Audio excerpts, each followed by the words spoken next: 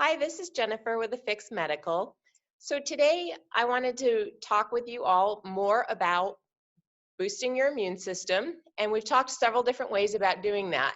And exercise is definitely one of those ways. So today I have asked Chris from Body Basics to join us and tell us. Hello. Hi, Chris. Chris is going to talk to us a little bit about how exercise affects the immune system. First of all, Chris, tell us a little bit about yourself. Sure. So I own a personal training studio in Tucson, Arizona called Body Basics Health and Fitness. We have been in business, all told, almost 26 years, as a brick and mortar for about 15 years. And we have a heart for serving people 55 plus, teaching them how to move better, to feel better, to live better without beating up their bodies or using the next fad diet. Great, that's excellent. So tell us a little bit about, I know with the coronavirus going on, everybody's kind of been ordered to shelter in place. A lot of the gyms have been closed. So maybe, Ours included. yeah. So I know a lot of people, it's nice. I see a lot of people out walking and exercising and so forth. Um, Tell us a little bit about why exercise is so important to keeping our immunity levels up. So, Jennifer, I really think that exercise is important for two primary reasons. And the two that I consider would be mental health as well as physical health. Mm-hmm. And so, specifically within mental health, who's not anxious, who's not felt some level of depression? There's different stages. Sure. Who hasn't felt nervous lately?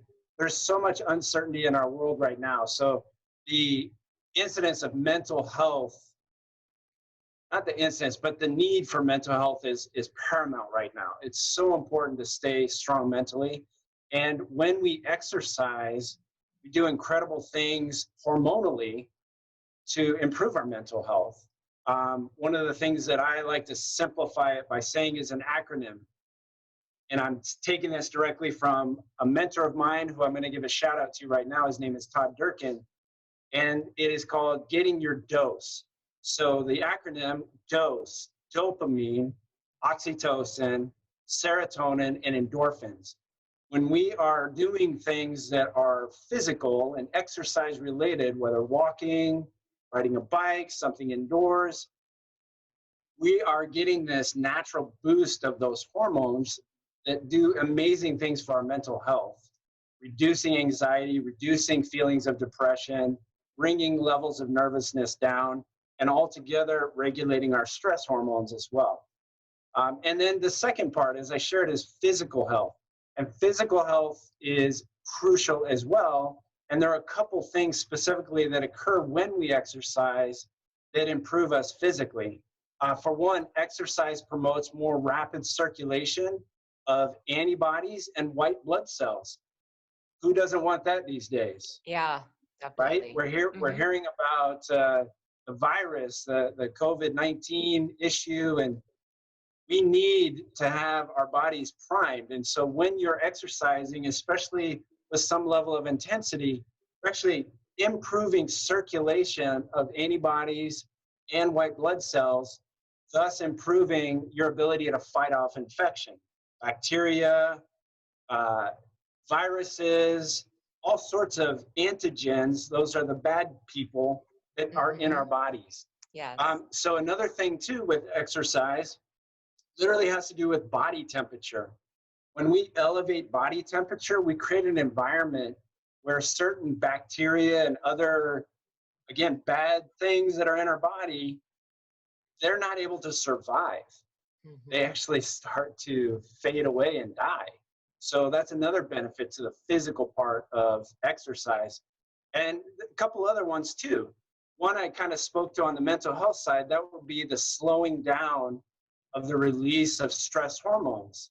Corticosteroids specifically are elevated when we're under stress. Well, mental health that is not at a prime level is going to increase the incidence of stress within our body.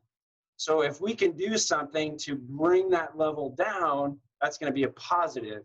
And then the last thing that I would share related to physical health is the exertion component and what happens when we are breathing with intensity and what that's doing to clear our lungs and clear our airways. Again, getting this expelling of the bad stuff and bringing in all this wonderful good stuff. So those would be how I'd say, or those would be my whys for exercise being so important, would be mental health and physical health. Great. Thank you so much for that information. It was a great explanation of how exercise really ties with our immune system. I've talked too about the stress and how we have to do things to keep that stress level down, to keep our free radicals in our body down and so forth. So that was great. Now, I know for a lot of people right now, it's really hard because a lot of the gyms have been forced to shut down, including your own, during this time.